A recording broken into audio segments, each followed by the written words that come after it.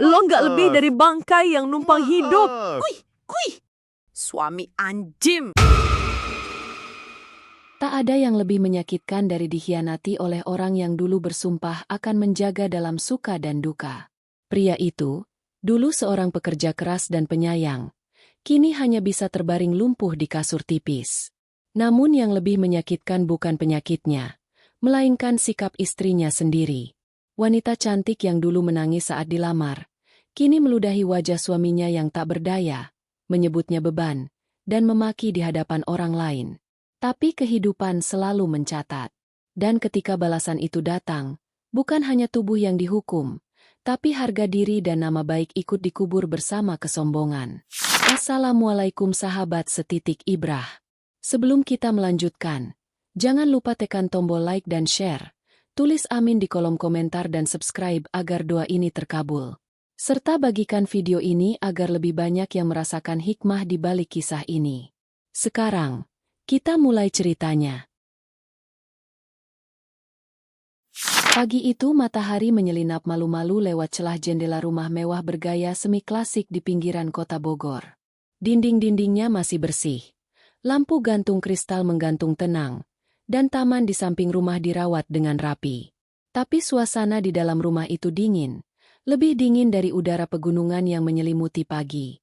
Di ruang tengah, seorang pria paruh-baya terbaring diam di ranjang sorong.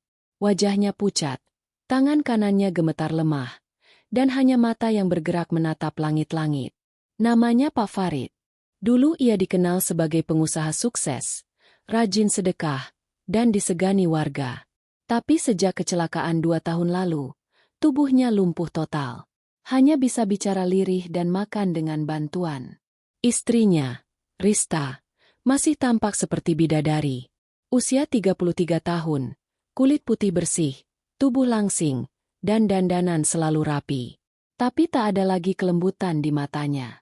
Tatapannya tajam. Senyumnya palsu. Dan suara lembutnya kini berubah menjadi cemohan yang menusuk hati. Pagi, mau makan bubur?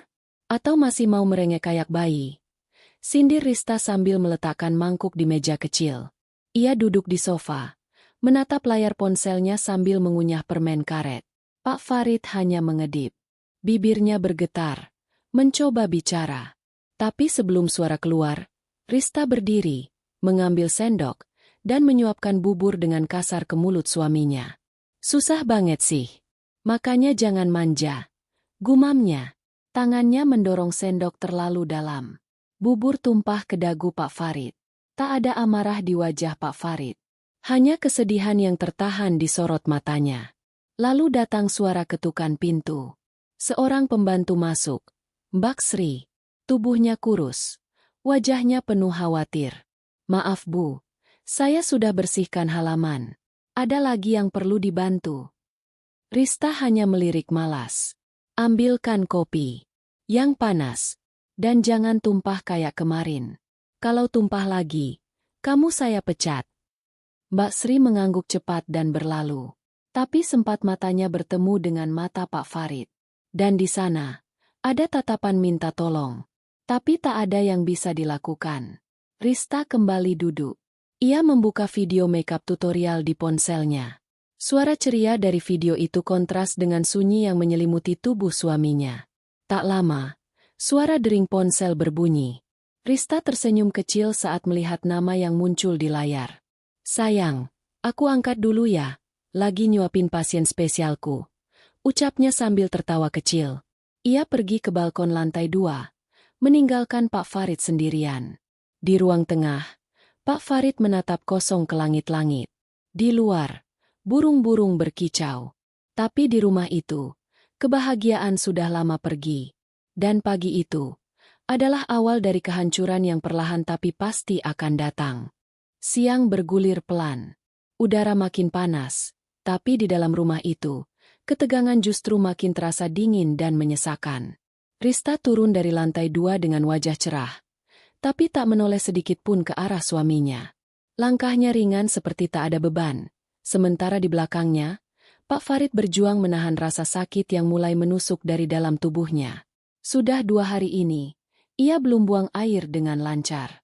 Tapi ia terlalu malu meminta bantuan, karena setiap kali ia bicara, istrinya hanya membalas dengan cemoohan atau diam 1000 bahasa. Mbak Sri datang membawa popok dewasa baru dan kain basah. Ia tahu sebentar lagi akan ada ritual memalukan yang harus dilakukan untuk Pak Farid. Tapi sebelum sempat bicara, Rista menyambar popok itu dari tangannya. Biar aku yang urus. Kamu ke dapur. Bersihin kulkas. Jangan intip-intip lagi, ya. Mbak Sri menurut, meski langkahnya ragu. Rista berdiri di samping ranjang. Ia menatap suaminya seperti memandangi benda mati. Bibirnya menyeringai kecil. Lalu tanpa aba-aba, ia menarik selimut dan membuka pakaian bagian bawah Pak Farid dengan kasar. Kalau udah kayak gini, masih mau sok-sok jadi kepala rumah tangga? Jijik banget. Gumamnya. Ia membersihkan dengan kasar, melempar tisu kotor sembarangan ke lantai. Tangannya bergerak cepat, tapi tak ada kelembutan sedikit pun. Justru penuh dengan rasa jijik yang ia tunjukkan dengan ekspresi sinis. Setelah selesai, ia berdiri. Lalu tanpa alasan yang jelas, mungkin karena kesal atau merasa jijik, Rista meludah. Tepat di wajah suaminya. Pak Farid terdiam. Wajahnya basah. Bukan karena keringat atau air mata, tapi karena ludah istrinya sendiri. Aku nggak tahan lagi. Hidup sama kamu itu kayak sial seumur hidup. Dulu aku bodoh banget mau nikah karena katanya kamu baik. Nyatanya, sekarang kamu cuma bangkai hidup yang nyusahin. Pak Farid hanya memejamkan mata. Ia tak bisa membalas, tak bisa melawan. Bahkan mengeluh pun tak mampu. Tapi jauh di lubuk hatinya, ia berdoa lirih, memohon pada Allah agar diberi keadilan. Dari lantai dapur, Mbak Sri yang tadi diam, mendengar semua. Ia menutup mulutnya, menahan isak. Tak sanggup menyaksikan penderitaan Pak Farid yang terus dihina, diinjak harga dirinya, oleh wanita yang pernah ia sanjung dalam doa dan cinta. Tapi azab tak pernah datang terburu-buru. Ia menunggu waktu yang tepat untuk memukul dengan keras, di saat orang tak menyangka. Dan waktu itu, perlahan mulai mendekat. Hari berganti. Penderitaan Pak Farid pun ikut bergulir. Tapi ada sesuatu yang berbeda mulai terasa di rumah itu. Sejak peristiwa siang kemarin, udara di dalam rumah menjadi lebih pengap. Tak hanya karena hawa panas, tapi seperti ada sesuatu yang diam-diam mengintai dari balik dinding. Malam itu, Rista kembali duduk di ruang tamu. Mengenakan daster mahal dan masker wajah, ia asyik bermain ponsel sambil menonton serial luar negeri di TV. Pak Farid, di sisi lain ruangan, masih di atas ranjang sorongnya, nyaris tak bergerak, napasnya berat. Tiba-tiba, lampu di ruangan itu berkedip 2 kali. Lalu mati sesaat. Rista menggerutu, lalu menyalakan kembali lampu dari saklar dekat pintu. Gangguan listrik mulu. Dasar kampung. Ia bahkan tak menengok sedikit pun ke arah suaminya. Ia lebih terganggu karena sinyal wifi putus daripada melihat suaminya kesulitan bernapas. Malam makin larut. Sekitar pukul 2 dini hari, Mbak Sri yang tidur di bilik belakang tiba-tiba terbangun. Bukan karena suara, tapi karena mimpi buruk. Dalam mimpinya, ia melihat Pak Farid duduk di atas ranjang, bukan berbaring, wajahnya bersinar aneh, dan berkata lirih, "Semua akan dibalas." Mbak Sri bangun dengan peluh dingin. Ia membuka pintu perlahan dan melangkah menuju ruang tengah. Tapi ketika sampai di depan, ia melihat sesuatu yang membuat lututnya lemas. Pak Farid masih terbaring seperti biasa. Tapi wajahnya pucat sekali. Dan dari matanya, menetes air mata pelan-pelan. Seolah ia menangis dalam tidur. Mbak Sri maju perlahan. Ia tak berani membangunkan Rista, yang sudah tidur di kamar atas. Ia hanya duduk di dekat Pak Farid dan menggenggam tangan dinginnya. "Pak, sabar ya Pak. Allah pasti lihat semuanya," bisiknya lirih. Saat itu juga, terdengar suara dari atas. Seperti benda jatuh. Disusul suara pintu kamar terbanting sendiri. Mbak Sri tersentak. Ia menoleh cepat ke arah tangga. Tak ada siapa-siapa. Tapi suara napas, suara langkah. Seperti ada yang berjalan di lantai atas padahal hanya ada Rista yang tidur di sana. Malam itu, rumah yang dulu indah, berubah jadi seperti perangkap tak kasat mata. Dan langkah-langkah pembalasan perlahan mulai terdengar. Tapi Rista masih terlalu sibuk dengan dunia gemerlapnya. Ia tak sadar bahwa hidupnya akan segera berubah drastis. Keesokan harinya, langit tampak mendung sejak pagi. Awan gelap menggantung rendah. Tapi di dalam rumah itu, Rista justru berseri-seri. Ia tengah bersiap untuk keluar rumah. Mengenakan gaun krem berkilau, parfum mahal menyelimuti tubuhnya, dan wajahnya dipoles rapi oleh tangan profesional. Ya, ia menyewa mua untuk hadir ke pesta ulang tahun sahabatnya di Hotel Bintang 5. Sementara itu, Pak Farid hanya bisa menatap dari balik jendela. Ia ditemani oleh Mbak Sri yang dengan sabar mengusap tubuhnya dengan air hangat dan mengganti bajunya dengan piyama bersih.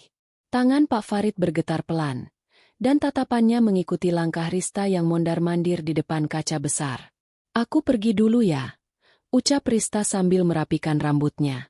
"Jangan mati duluan. Soalnya aku males ngurus surat-suratnya." Tanpa menoleh ke belakang, ia melangkah keluar rumah. Suara deru mobil mewahnya menghilang di kejauhan. Di dalam rumah, Pak Farid terdiam. Tapi kali ini ada sesuatu yang berbeda di sorot matanya. Sorot yang bukan hanya sedih, melainkan lirih, tajam, seperti menahan amarah yang terlalu dalam. Siangnya, tamu tak diundang datang. Seorang pria, tinggi besar, dengan perut buncit dan rambut tipis, berdiri di pagar. Ia memperkenalkan diri sebagai Hendra, petugas dari kantor pengacara yang dulu mengurus asuransi Pak Farid. Mbak Sri menerimanya di teras. "Bu Rista ada?" tanya Hendra sopan. "Beliau sedang keluar, Pak. Ada yang bisa saya bantu?" Hendra tampak ragu. Tapi akhirnya ia menyerahkan sebuah map berisi dokumen. "Kalau begitu tolong sampaikan. Ini berkaitan dengan perubahan status warisan. Pak Farid sebelumnya mendaftarkan harta bersama ke dalam sistem pelindungan ganda. Dan tampaknya, beliau sudah mengalihkan sebagian besar hartanya ke nama bukan istri, tapi seseorang bernama M. Sri Astuti." Mbak Sri tertegun. "Itu nama saya." "Betul. Beliau mengalihkan atas nama Anda, secara sah. Ini dokumennya. Dan sesuai prosedur, Ibu hanya tinggal tanda tangan. Segala keperluan rumah tangga, perawatan, dan aset, kini dalam kuasa Anda, bukan Ibu Rista." Petugas itu pamit. Sementara Mbak Sri berdiri di halaman dengan dada bergemuruh. Di balik tirai jendela, Pak Farid menatapnya. Untuk pertama kalinya, ia menitikkan air mata, bukan karena sedih, tapi karena kelegaan. Sore itu, Rista pulang dalam keadaan mabuk ringan, tertawa-tawa sambil menenteng gode bag pesta. Namun ia tak tahu bahwa hidup yang ia banggakan sebentar lagi akan runtuh. Dan bukan hanya harta yang akan hilang, tapi kehormatan, nama baik, bahkan tubuhnya sendiri akan jadi saksi betapa murkanya balasan Allah. Pagi berikutnya, Rista terbangun dengan rasa aneh di tubuhnya. Leher terasa kaku, kepalanya berat seperti dihantam benda tumpul. Ia duduk di tepi ranjang dan memijat pelipisnya. Tapi rasa nyeri itu justru menyebar sampai ke bahu dan punggung. "Aneh banget, semalam aku nggak minum banyak," gumamnya. Saat melangkah ke depan cermin, ia terbelalak. Di bawah matanya muncul lingkaran hitam yang tak biasa. Wajahnya tampak lebih pucat dari biasanya. Dan ada ruam merah samar di leher. "Apaan ini?" Ia bergegas ke kamar mandi, mencuci muka, mengoleskan krim wajah, lalu berdandan untuk menutupi semuanya. Tapi dalam hati, ada rasa tidak nyaman yang terus menghantui. Di lantai bawah, suasana sudah tak sama. Mbak Sri kini lebih berani berbicara. Ia membersihkan ruang tengah sambil sesekali bertukar pandang dengan Pak Farid yang duduk di kursi roda. "Iya, kemarin Mbak Sri memanggil tukang khusus agar Pak Farid bisa duduk meski hanya sebentar." Semangatnya perlahan kembali. Dan entah kenapa, tubuhnya lebih mudah digerakkan. Rista turun dengan langkah terburu-buru. Tapi langkahnya terhenti di tengah tangga. Ia melihat Pak Farid duduk. Matanya terbuka, menatap lurus ke arahnya. Tegas, bukan tatapan orang lumpuh seperti biasanya. Kenapa kamu bisa duduk? Tanyanya kaget. Pak Farid tak menjawab. Tapi senyumnya, tipis dan penuh makna, membuat Rista gemetar tanpa sebab. Aku cuma keluar sebentar kemarin. Kenapa kamu jadi? Langkah Rista makin cepat. Tapi tiba-tiba tubuhnya limbung. Tangannya mencengkeram pegangan tangga. Penglihatan berputar. Kenapa? Gelap banget. Brak! Rista terjatuh. Tubuhnya menggelinding dari tangga, menghantam lantai bawah. Suara tulangnya membentur ubin membuat Mbak Sri berlari panik. Pak Farid hanya menatap. Rista menggeliat pelan. Tapi saat mencoba berdiri, ia menjerit. Kakinya tak bisa digerakkan. Aku gak bisa gerak. Sri, cepet panggil ambulans. Teriaknya panik. Tapi suara Mbak Sri justru tenang. Saya sudah panggil. Tapi bukan ambulans, Bu. Saya panggil Ustadz. Rista menoleh dengan wajah bingung dan takut. Ustadz? Ya, Bu. Karena ini bukan sekadar jatuh. Ini sudah mulai dibuka pintu balasannya. Hari itu, sebuah mobil tua berhenti di depan rumah. Keluar dari dalamnya seorang pria tua berjubah lusuh, membawa tas kecil berisi air dan segenggam daun bidara. Dialah Ustadz Hanafi, dikenal warga sebagai orang alim yang biasa menangani gangguan aneh dan penyakit tak terdeteksi medis. Rista terbaring di sofa. Kedua kakinya lemas. Dokter dari klinik terdekat sudah datang sebelumnya dan mengatakan bahwa secara medis, tak ditemukan patah tulang. Tapi rasa nyeri dan mati rasa di kaki itu benar-benar nyata. Ini gak masuk akal. Aku butuh rumah sakit besar, bukan orang kampung kayak dia. Teriak Rista ketika melihat Ustadz Hanafi masuk. Pak Farid masih duduk di kursi roda, hanya menatap tenang dari sisi ruangan. Wajahnya dingin, tapi dari matanya ada luka yang belum sembuh, luka yang dibalut sabar bertahun-tahun. Ustadz Hanafi duduk di lantai dekat Rista. Ia membaca pelan-pelan ayat-ayat ruqyah. Tapi belum selesai satu surat, tubuh Rista langsung menggeliat keras. Matanya melotot, tubuhnya kejang, dan suara aneh keluar dari tenggorokannya. Suara itu bukan suara manusia biasa. Berhenti. Aku nggak salah apa-apa. Teriaknya, setengah sadar. Ustadz Hanafi menoleh ke arah Pak Farid. Dulu, kamu pernah beri makan anak yatim yang dipukuli suami istri sombong. Kamu sabar, dan Allah belum jawab saat itu. Tapi sekarang, jawaban itu datang dalam bentuk lain. Air mata Pak Farid menetes. Ia teringat masa lalu. Bagaimana ia dulu membantu pasangan tua miskin, tapi dikecam Rista karena dianggap ngasih makan parasit. Balasan ini bukan dari manusia, lanjut Ustadz Hanafi. Rista makin menggeliat. Lehernya memerah. Dan tiba-tiba, kulit wajahnya berubah. Seperti retak-retak halus. Bagian pipi kirinya mengelupas. Lalu muncul bercak hitam seperti terbakar. Ia menjerit sekencang-kencangnya. Tapi tak ada yang menyentuhnya. Mbak Sri gemetar di sudut ruangan, menahan isak. Tubuh Rista mulai mengeras. Bukan hanya kaki, kini tangannya juga membeku. Ia tak bisa menggerakkan jari-jarinya. Wajahnya yang cantik mulai berubah tak beraturan. Separuh wajahnya tampak tua, penuh keriput, seperti menua dalam semalam. Ustadz Hanafi berdiri perlahan. Ini baru permulaan. Jika belum sadar, maka azab ini akan terus turun, satu persatu, bagian demi bagian. Pak Farid menatap istrinya. Tapi kini, tak ada lagi cinta di matanya. Yang tersisa hanya diam. Dan pengakuan diam-diam bahwa langit tak pernah lupa. Keesokan paginya, kabar soal Rista tersebar cepat di kompleks perumahan. Tetangga-tetangga yang dulu memuji kecantikannya, kini mulai membicarakan perubahan drastis yang terjadi pada wajah dan tubuhnya. Beberapa bahkan sudah melihat video pendek yang tanpa sengaja direkam oleh Mbak Sri, bukan untuk menyebarkan, tapi untuk menunjukkan bukti pada pihak keluarga Rista yang tak percaya. Ih, katanya istrinya Pak Farid kena kutukannya. Bisik seorang ibu di depan warung. Pantesan. Selama ini memang sombong banget dia. Suaminya lumpuh malah sering dimaki-maki di depan orang. Dulu pernah lihat lo, suaminya disuapin sambil diludahin. Desas-desus itu makin luas. Di media sosial lokal, nama Rista mulai jadi bahan gunjingan. Foto-fotonya dulu saat tampil cantik dengan tas mewah kini dibandingkan dengan foto terbaru yang diam-diam diambil dari dalam ambulans. Wajahnya tertutup selimut, hanya tampak kulit tangannya yang tampak menghitam dan keriput seperti kayu tua. Rista marah besar. Siapa yang nyebarin foto itu? Aku bakal tuntut. Aku. Suaranya tersendat. Ia ingin bangkit dari ranjang. Tapi tangannya tak lagi bisa mencengkeram benda apapun. Sendok pun jatuh dari genggamannya setiap kali dicoba. Ia menangis. Tapi air matanya terasa seperti api. Pedih. Bukan hanya di wajah. Tapi di harga diri yang kini dicabik-cabik rasa malu.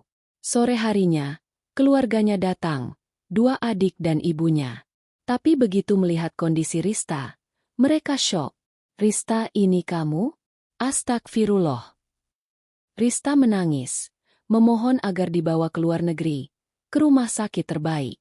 Tapi bahkan dokter spesialis dari Rumah Sakit Besar Jakarta yang diperbantukan pun hanya menggeleng pelan. Kulit dan sarafnya seperti mengalami kerusakan akut. Tapi anehnya, tak ada penyebab medis yang jelas. Ini di luar pemahaman medis biasa. Ibunya memeluk Rista, yang kini hanya bisa menangis di pangkuan. Namun bahkan pelukan itu tak lagi mampu menenangkan. Di ruangan sebelah, Pak Farid duduk memandang keluar jendela. Sinar matahari sore menembus tirai. Tapi di dalam dirinya, ada luka yang akhirnya bisa bernapas. Dan di luar rumah, burung-burung yang dulu jarang datang kini hinggap di pagar rumah. Seolah tahu rumah itu tak lagi dikuasai kesombongan. 3 minggu berlalu sejak hari pertama tubuh Rista mulai berubah. Kini, ia sepenuhnya terbaring di kamar belakang. Bukan lagi kamar utama yang luas dan mewah, karena tempat tidur empuknya telah digadaikan diam-diam oleh Mbak Sri atas perintah Pak Farid untuk menutup biaya pengobatan Rista yang terus membengkak. Wajah Rista sudah tak bisa dikenali. Separuhnya menghitam, kulitnya seperti terkelupas. Rambutnya rontok sebagian. Tangannya kaku seperti batang kayu. Dan lebih buruk lagi, lidahnya mulai sulit digerakkan. Ia tak bisa bicara dengan jelas. Kata-katanya kini hanya berupa gumaman parau. Makanan harus disuapkan pelan-pelan, dan minum harus menggunakan sedotan kecil. Yang dulu merasa terhormat disambut karpet merah di pesta sosialita, kini hanya mampu menatap langit-langit kamar bekas gudang, ditemani suara nyamuk dan kipas angin berdengung. Sementara itu, kehidupan Pak Farid perlahan membaik.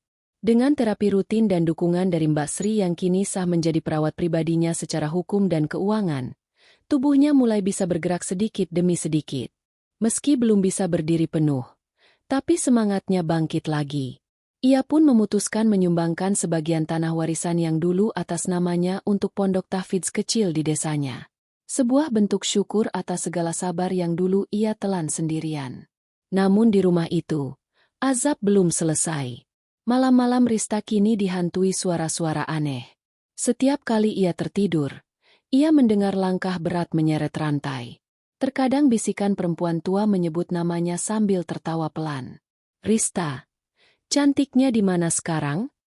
Ia menjerit, tapi tak ada suara yang keluar.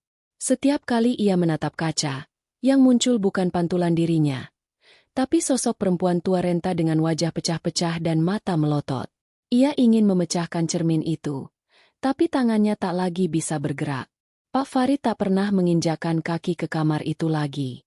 Ia hanya duduk di ruang depan, membaca mushaf kecilnya, dan sesekali tersenyum lirih ketika mendengar Rista kembali menjerit di malam hari. Karena ia tahu langit telah membalas tanpa harus ia minta. Suatu malam, angin bertiup kencang meski langit tak hujan. Daun-daun kering beterbangan di halaman rumah Pak Farid. Lampu-lampu meredup, dan udara terasa sangat berat. Bahkan Mbak Sri yang biasa tidur nyenyak di biliknya, malam itu terbangun dengan rasa sesak. Dari kamar belakang, terdengar suara erangan lirih. Rista. Suaranya nyaris tak terdengar, namun penuh kesakitan. Tubuhnya yang makin membusuk menebarkan bau aneh, bukan bau orang sakit biasa, melainkan seperti bangkai yang terendam lama. Padahal tubuhnya masih bernapas. Mbak Sri, dengan langkah pelan dan hati berat, masuk ke kamar itu. Di sana, ia melihat Rista menggeliat dalam peluh dingin, matanya setengah tertutup, dan bibirnya komat kamit tak jelas. Lidahnya membengkak, wajahnya menghitam seluruhnya, dan cairan kekuningan menetes dari ujung hidungnya. "Bu, astagfirullah," bisik Mbak Sri sambil menutup hidungnya pelan. Pak Farid datang dengan kursi rodanya, ditemani Ustadz Hanafi yang tak sengaja bermalam di rumah tetangga karena ada pengajian rutin. Ustadz Hanafi masuk, membawa sebotol air ruqyah dan sepotong kayu siwak. Ia duduk di samping ranjang Rista dan membaca ayat-ayat suci pelan-pelan. Tapi setiap ayat dibacakan, tubuh Rista makin menggeliat, seperti terbakar dari dalam.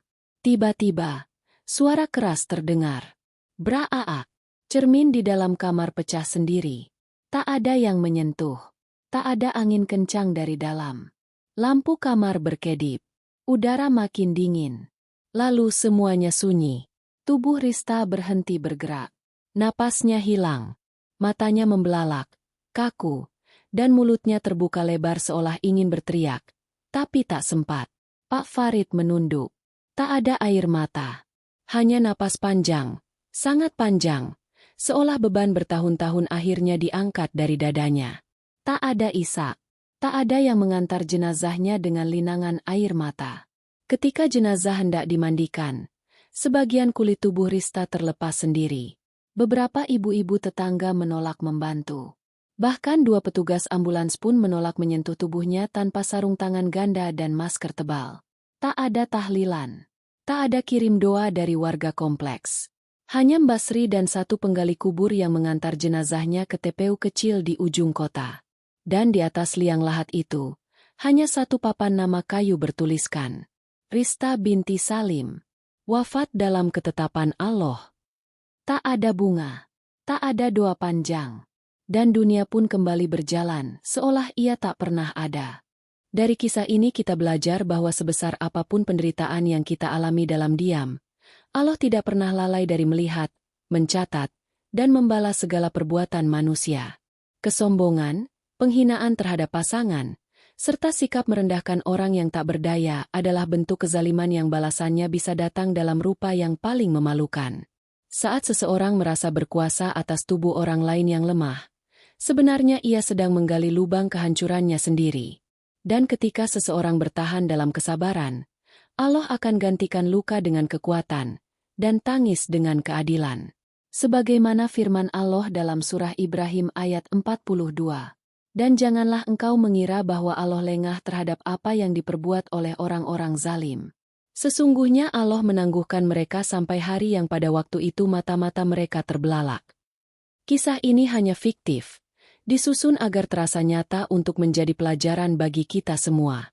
Semoga kita dijauhkan dari sifat sombong dan senantiasa diberi hati yang lembut terhadap orang yang membutuhkan kasih sayang. Jangan lupa untuk like, komen, dan subscribe agar kamu tak ketinggalan kisah-kisah penuh hikmah berikutnya.